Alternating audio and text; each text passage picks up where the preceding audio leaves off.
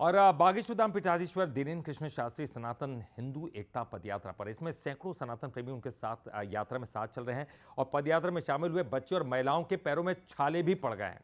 तो जात पात की लड़ो लड़ाई, दूर करो बुराई, लेकिन हम हिंदू सब भाई भाई।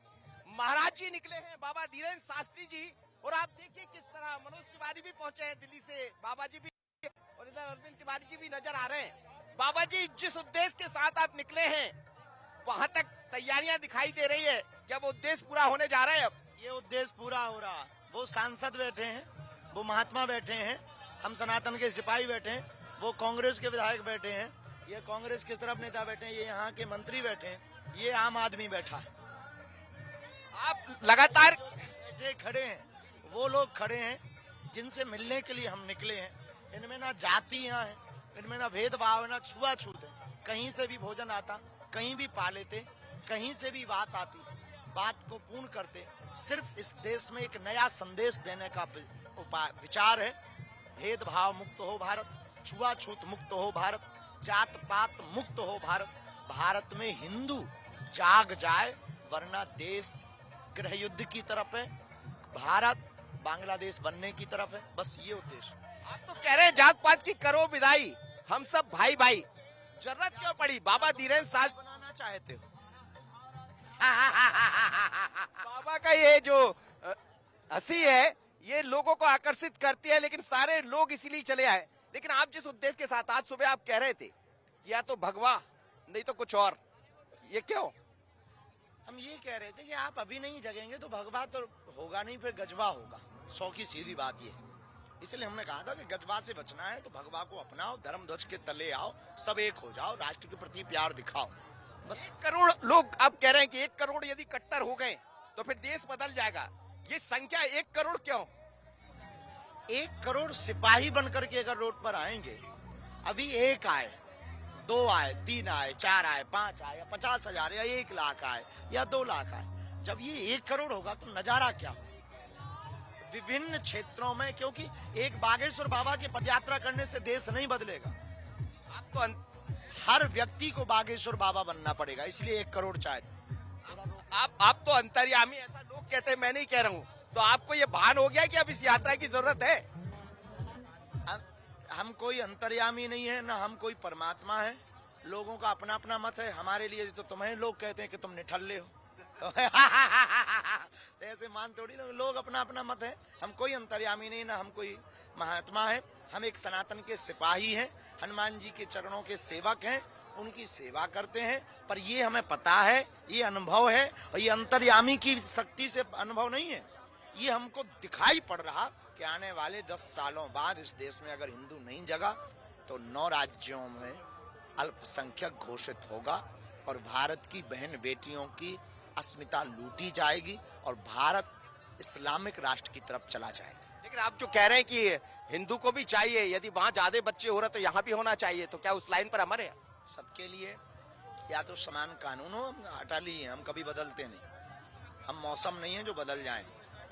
अभी क्या बदलने जा रहा है महाराज जी? चूंकि साथ तो लोग चल पड़े हैं, आपने जो अगुवाई की है उसके साथ देखिए 1000 लोगों से मैं पूछ रहा हूँ। भाई साहब, हम नेता बनने थोड़ी चल पड़े हैं कि क्या बदलेगा, देश बदले क्या। हम लोगों के विचार बदलने निकले। हम तलवारों से क्रांति पे भरोसा नहीं करते, विचारों से क्रांति पे भरोसा करते। हम लोगों के अंदर जो भेदभाव, जात पात मंदिरों के बाहर लिखा रहता, जूता चप्पल बाहर उतार कर आइए, हम चाहते हैं कि वहाँ ये लिखा मिले कि अपनी जात पात बाहर छोड़ कर आइए। लेकिन पटिंगे कटिंगे भी जैसी बातें चल रही, तो ये क्यों आगे? और उसके बाद फिर बाबा जी, राजनीतिक बयानों पे कोई जवाब नहीं। हम तो अध्यात्म के रास्ते पर हैं। पर अगर कोई भी जातियों में बटेगा तो निश्चित रूप से चीन के हाथों या पाकिस्तान के हाथों कटेगा। हम तो ऐसे देखते हैं। हिंदू राष्ट्र की जो कल्पना है अब पूरे होने जा रही है। अभी नहीं तो कभी तो होगी, पर होगी। तैयारी जारी है, संग्राम जारी है, रण जारी है, कोशिश जारी है। फल देना परमात्मा का काम है। अब ईश्वर तो है नहीं, अगर हमारे हाथ में होता तो हम अभी लिख के तुम्हें दे देते हिंदू राष्ट्र। हनुमान जी के भक्त अब राम की तरफ चल पड़े हैं। अयोध्या, आप ओरछा पहुंचने वाले हैं, अयोध्या के लोग भी बहुत शामिल है।